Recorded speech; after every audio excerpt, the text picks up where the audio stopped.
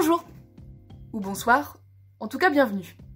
Si vous côtoyez un petit peu les chevaux, vous avez sûrement déjà dû entendre ce son. C'est ce qu'on appelle un ébrouement. C'est quand le cheval expire bruyamment en faisant vibrer ses naseaux. Il le fait souvent quand il broute tranquille. Attention, hein, je vous parle pas des bruits qu'il fait quand il est stressé ou agité. Tous ces bruits-là, vous pouvez les mettre de côté et on va pas en parler dans cette vidéo. Eh bien figurez-vous que ces petits sons représentent bien plus qu'un simple nettoyage nasal et peut même être représentatif du bien-être de votre équidé. C'est ce qu'ont démontré... Oups, plutôt étudié, parce que pour l'instant c'est la première et l'unique étude à ce sujet, et qu'un résultat en science ne suffit pas à valider totalement une hypothèse. Stomp et son équipe dans une étude qui s'intitule « Un indicateur acoustique inattendu d'une émotion positive chez le cheval ». Et c'est ce dont je vais vous parler aujourd'hui.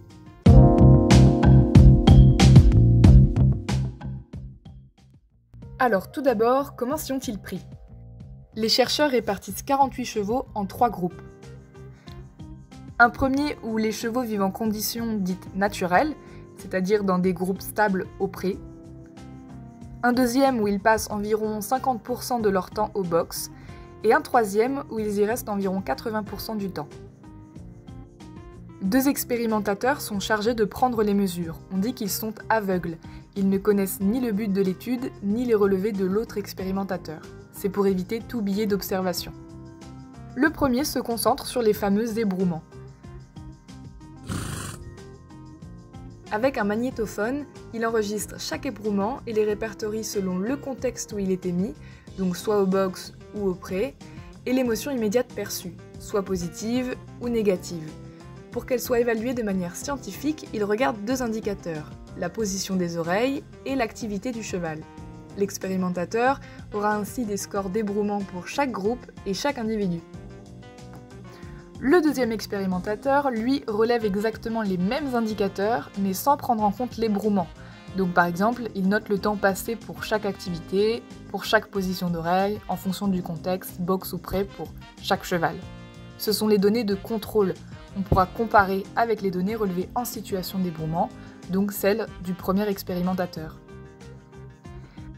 Mais ce n'est pas tout. Le deuxième expérimentateur va aussi mesurer le bien-être global des chevaux. D'un côté, il prend en compte leur forme physique, avec un test mesurant leur poids, et un autre leurs problèmes de dos.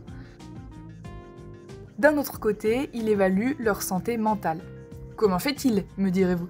Car on ne peut pas entrer dans la tête d'un cheval, et on n'est jamais sûr de ce qu'il ressent vraiment. Et vous n'avez pas tort, c'est une question très intéressante à laquelle les chercheurs ont pu trouver une réponse. Ils se basent sur des indicateurs de comportement extérieur que d'autres études ont pu relier à un état de mal-être. Ici, notre expérimentateur en mesure 4. Le nombre de stéréotypies par heure, soit les mouvements anormaux et répétitifs qu'effectue le cheval, le nombre de réponses agressives vis-à-vis de l'homme pendant différents tests d'approche, le temps avec les oreilles en arrière pendant qu'il mange, et enfin le temps passé face au mur pour les chevaux en boxe. On réunit tout ça et ça nous donne un score total de stress chronique. Vous l'aurez compris, plus le stress chronique d'un cheval est élevé, plus son bien-être est bas. Venons-en aux faits, qu'a-t-on tiré de toutes ces observations? D'abord, je tiens à dire que tous les résultats que je vais vous présenter ici sont significatifs. Ça veut dire qu'on est sûr qu'ils ne sont pas dus au hasard, ils sont fiables. Eh bien, les chevaux émettent presque 2 fois plus d'ébrouement au pré qu'au box. Ils le font très majoritairement pendant une activité calme et décontractée, le nourrissage dans environ 70% des cas, ensuite vient le pas exploratoire au pré ou l'observation calme au box, environ 20% des cas. Leurs oreilles sont positionnées majoritairement à l'avant ou sur les côtés. Et ces situations sont donc bien corrélées à une émotion positive immédiate. Corrélé, ça veut dire qu'il y a un lien entre les 2 paramètres. Mais attention, ça ne permet pas de connaître l'origine de ce lien. On ne peut pas en déduire les causes. Pour ce qui est de la différence entre les groupes, les résultats montrent que les chevaux du groupe au pré émettent bien plus d'ébrouement que ceux des autres groupes en boxe. On observe aussi que les chevaux en boxe ont un score chronique plus élevé que les chevaux au pré. On peut dire alors que l'ébrouement et le stress chronique sont corrélés négativement. Ça veut dire que quand l'un augmente, l'autre diminue. Donc suivez-moi bien, plus les chevaux émettent d'ébrouement, moins leur stress chronique est élevé. Et moins leur stress chronique est élevé, donc plus leur niveau de bien-être est important. Ainsi, on peut dire que l'ébrouement est corrélé avec le bien-être. Je tiens à dire que là, je cite que les résultats qui me semblent les plus importants et qui résument bien l'étude. Mais bien évidemment, les chercheurs ont effectué toute une autre batterie de tests et de comparaisons entre les facteurs pour être certains de ce qu'ils avançaient. Si vous voulez en savoir plus, je vous mets le lien de l'étude dans la description et aussi un lien vers un résumé plus détaillé effectué par l'Association des sciences équines. Et pour terminer, la vidéo de Stomp elle-même à ce sujet, publiée par l'IFCE sur YouTube. Bon, très bien, mais qu'est-ce qu'on doit vraiment retenir de tout ça? Ah, l'ébrouement, notre cher ébrouement. Atteste donc bien d'une émotion positive. En tout cas, il n'est pas produit de façon aléatoire. Stomp et son équipe suggèrent qu'il serait synonyme de relâchement, comme un soupir de soulagement. En fait, ce serait une amélioration dans une situation immédiate. Plus précisément, Stomp nous dit que l'ébrouement est un reflet comportemental, donc ce qui rend visible un état intérieur, d'un changement physiologique, le fait d'ébrouer, transitoire à un instant T, lié à une émotion de faible intensité. Ici donc une petite amélioration positive. L'ébrouement est bien un indicateur d'émotion positive.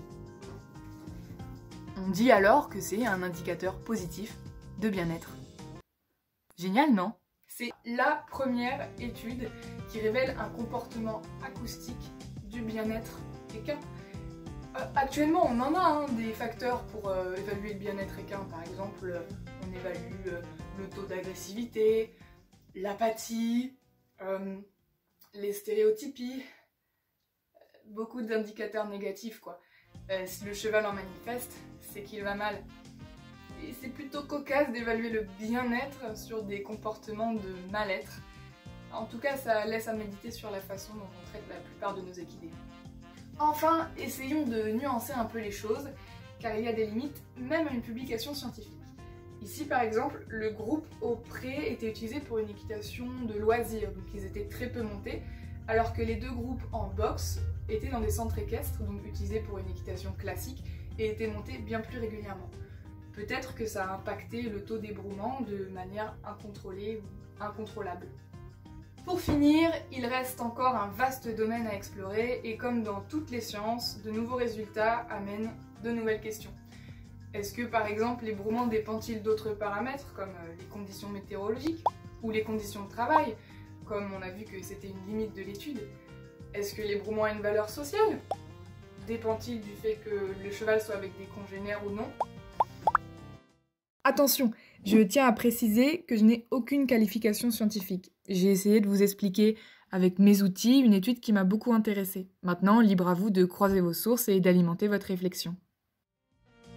Si ça vous a intéressé, vous pouvez trouver d'autres résumés d'articles sur le site de l'association.